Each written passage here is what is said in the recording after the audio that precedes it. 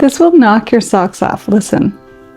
This legit is maybe the most mind-blowing Bible fact I've ever learned in my entire life. I've been waiting 6 years to get this out because it never fits in a sermon. Jesus ascended into heaven when he was standing on, in Acts chapter 1, the Mount of Olives. And he specifically said in Acts chapter 1, he said, I'm going to come in the exact same way that I go. And there are other prophecies, I'm going to read them here in a second, that specifically make it sound like it's clear when Jesus returns and he descends, he's going to descend and stand right on top of the Mount of Olives again. Let's go a layer deeper. So if you're ever there on the Mount of Olives is east of the Temple Mount. So in Ezekiel 43, it's one of the passages that Jewish people for millennia have been like, that's a messianic prophecy. Listen really close, bro. This is insane. Then the man brought me back to the outer gate of the sanctuary, the one facing the east, and it was shut. It is to remain shut because the Lord, the God of Israel, has entered through it. And when it says has entered through it, this is prophetic foreshortening, talking about a future event as if it were in the past. This right here is the East Gate as seen from when you're standing on the Mount of Olives. That's literally what you're looking at right there. East Gate right there. Now, you look at it, you're like, where's the gate, bro?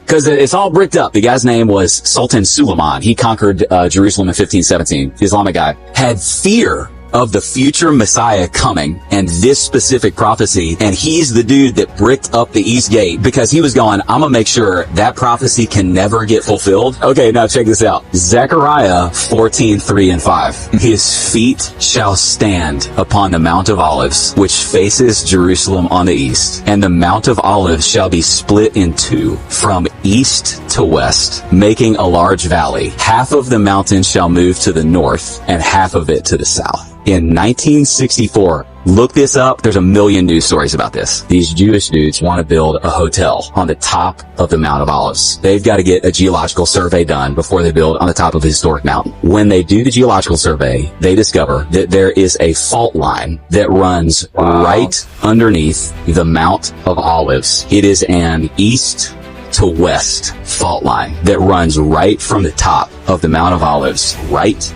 to the east gate. When Jesus returns, he'll descend on that mountain. And I think what's going to happen is the Bible talks about the earth and the heavens being shaken. I think that in fulfillment of this prophecy, that whole valley will just do this. All those stones that dude put in front of that thing are going to fall right down. And he's going to walk right through that thing, stand on that Temple Mount and be like, where are you at now?